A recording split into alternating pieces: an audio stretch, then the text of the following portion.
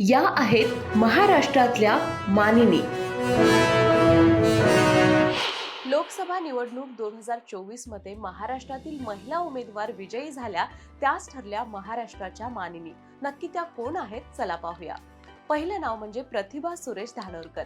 प्रतिभा सुरेश धानोरकर या महाराष्ट्रातील राजकारणी आणि राष्ट्रीय काँग्रेसच्या सदस्य आहेत. वरोरा येथून त्या महाराष्ट्राच्या विधानसभेच्या सदस्य म्हणून निवडून आल्या. धानोरकर या 2024च्या सार्वत्रिक निवडणुकीत चंद्रपूर लोकसभा मतदारसंघातून भारतीय राष्ट्रीय काँग्रेसच्या उमेदवार आहेत. पती खासदार सुरेश उर्फ बाळू धानोरकर यांच्याप्रमाणेच आमदार प्रतिभा धानोरकर यांनी राज्याच्या राजकारणात स्वतंत्र ओळख निर्माण केली आहे. प्रतिभा सुरेश धानोरकर यांना कोणतीही राजकीय पार्श्वभूमी नसताना फक्त समाजकार्याच्या आवडीतून त्या राजकारणात आल्या. मात्र राजकारणात सक्रिय असतानाही प्रतिभा धानोरकर या सामाजिक कार्य करत आहेत. प्रतिभा धानोरकर यांच्यामुळेच महिलांना संरक्षण देणारा शक्ती कायदा अस्तित्वात आला. प्रतिभा धानोरकर यांचा जन्म 9 जानेवारी 1986 रोजी यवतमाळ जिल्ह्यातील वणी तालुक्यातील परमडोह येथे झाला. लहानपणापासून त्यांना समाजसेवेची आवड होती, त्यामुळे सामाजिक कार्यात त्या नेहमी पुढे असायच्या. त्यानंतर त्यांचा विवाह खासदार सुरेश उर्फ बाळू धानोरकर यांच्यासोबत झाला. बाळू धानोरकर शिवसेनेचे जिल्हा प्रमुख होते, त्यामुळे प्रतिभा धानोरकर त्यांच्या सामाजिक कार्याला सासरच्या कुटुंबानेही पाठिंबा दिला. त्यातूनच प्रतिभा धानोरकर यांनी पती बाळू धानोरकर यांच्यासोबत हळूहळू राजकीय कार्यातही सहभाग घेण्यास सुरुवात केली. बाळू धानोरकर काँग्रेसकडून खासदार झाल्यानंतर वरोरा विधानसभा मतदारसंघात उमेदवार मिळत नव्हता, त्यामुळे प्रतिभा धानोरकर यांनी वरोरा विधानसभा निवडणूक लढवली आणि त्यात त्या विजयी झाल्या. 2019च्या विधानसभा निवडणुकीमध्ये त्या चंद्रपूर जिल्ह्यातील एकमेव महिला आमदार झाल्या. तसेच महिलांवरील अत्याचार रोखण्यासाठी महाराष्ट्रात शक्ती कायदा करण्याची मागणी प्रतिभा धानोरकर यांनी नागपूर अधिवेशनात केली. दुसरे नाव म्हणजे सुप्रिया सुळे. बारामती लोकसभा मतदारसंघातून राष्ट्रवादीच्या शरद पवार गटाच्या उमेदवार सुप्रिया सुळे या मोठ्या मताधिक्याने विजयी झालेत. सुप्रिया सुळे यांनी राष्ट्रवादीच्या अजित पवार गटाच्या उमेदवार सुनेत्रा पवार यांचा 1 लाखांहून अधिक मतांनी पराभव केला. सुप्रिया सुळे राष्ट्रवादी काँग्रेस पक्षाच्या खासदार असून राष्ट्रवादी काँग्रेस पक्षाच्या अध्यक्ष शरद पवार यांच्या कन्या आहेत. शरद पवार यांच्यासारख्या दिग्गज राजकारणाची कन्या असल्याने सुप्रिया यांचा जन्म 30 जून रोजी 1969 साली पुण्यात झाला. आज 53 वर्षाच्या असलेल्या सुप्रिया यांचा विवाह सदानंद सुळे यांच्याबरोबर झाला असून रेवती आणि विजय अशी त्यांची 2 मुलेही आहेत. सुप्रिया सुळे 2006 मध्ये पहिल्यांदा महाराष्ट्रातून राज्यसभेवर निवडून आल्या होत्या. 2009 मध्ये त्यांनी महाराष्ट्रातील बारामती लोकसभा मतदारसंघातून सार्वत्रिक निवडणूक लढवली आणि 3.36 लाख मतांनी विजय मिळवला. त्यानंतर 2021 मध्ये तरुणींनी राजकारणात यावं यासाठी सुप्रिया यांनी राष्ट्रवादी युवती काँग्रेस सुरू केली. तर 2014 आणि 2019 मध्ये त्या महाराष्ट्रातील बारामती लोकसभा मतदारसंघातून लोकसभेवर पुन्हा निवडून आल्या. सुप्रिया सुळे 2006 मध्ये पहिल्यांदा महाराष्ट्रातून राज्यसभेवर निवडून आल्यानंतर त्या बारामती लोकसभा मतदारसंघातून 2009 मध्ये 3.36 लाख मतांनी विजयी झाल्या होत्या. तसेच समाजसेवेतील उल्लेखनीय कामगिरीबद्दल सुप्रिया सुळे यांना all ladies league Mumbai woman of the decade achievers award देऊन गौरवण्यात सुद्धा आला आहे. 16व्या लोकसभेत सुप्रिया सुळे या संसदेत महाराष्ट्राकडून सर्वाधिक प्रश्न उपस्थित करणाऱ्या खासदार ठरल्या होत्या. 2011 मध्ये त्यांनी स्त्री भ्रूण हत्येविरुद्ध राज्यव्यापी मोहीम सुद्धा काढली होती. यानंतरचं नाव म्हणजे वर्षा एकनाथ गायकवाड. मुंबई उत्तर मध्य लोकसभा मतदारसंघामध्ये महाविकास आघाडीकडून काँग्रेसच्या वर्षा गायकवाडांना निवडणुकीच्या रिंगणात उतरवण्याचा निर्णय हा लाभदायक ठरलाय.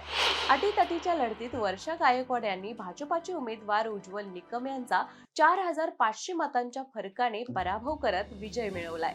वर्षा एकनाथ गायकवाड या काँग्रेसच्या माजी खासदार एकनाथ गायकवाड यांच्या कन्या असून त्यांना वडिलांच्या राजकारणाचा वारसा आहे. त्यांचा जन्म 3 फेब्रुवारी 1975 रोजी महाराष्ट्रातील एका बौद्ध कुटुंबात झाला. 2019 मध्ये गायकवाड या चौथ्यांदा आमदार म्हणून निवडून आल्या.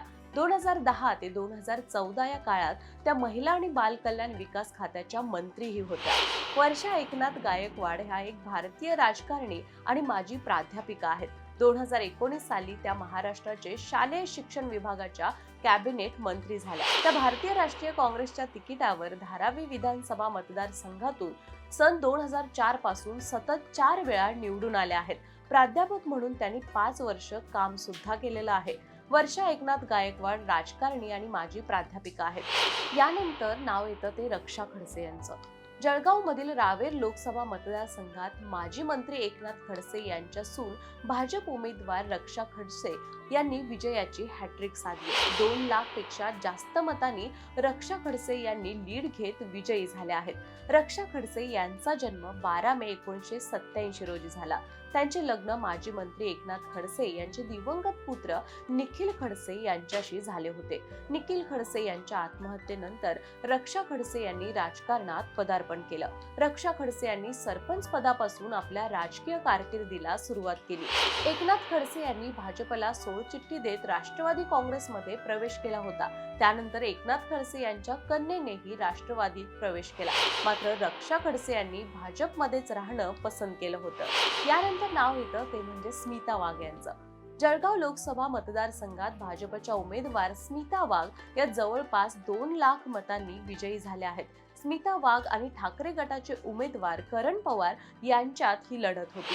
पवार यांना 3,33,288 मतं मिळाली, तर स्मिता वाघ यांना तब्बल 5,25,600 मतं मिळाली आहेत. स्मिता वाघ अमळनेरच्या रहिवासी असून माजी जिल्हा परिषद अध्यक्ष म्हणून त्यांनी काम पाहिले. त्यांचे मूळ गाव अंदरसूल, तालुका येवला आणि जिल्हा नाशिक येथील आहे.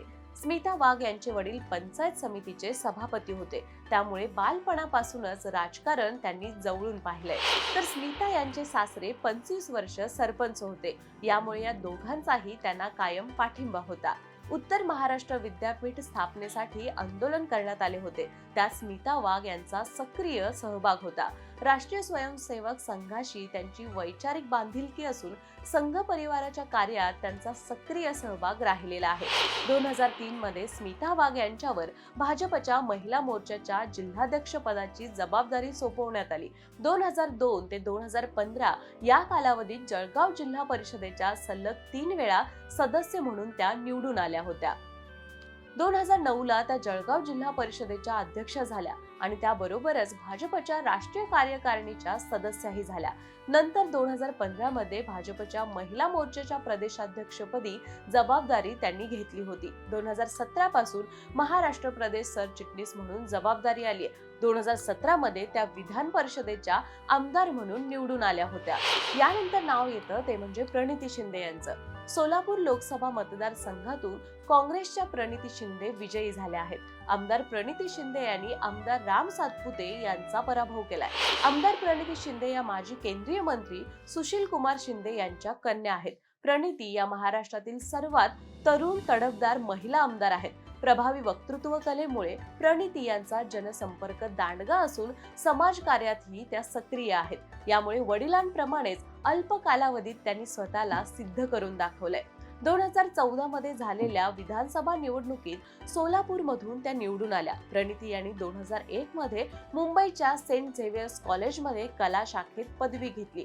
त्यानंतर 2004 मध्ये मुंबई विद्यापीठाच्या शासकीय विधी महाविद्यालयातून त्यांनी LLB ची पदवी मिळवली.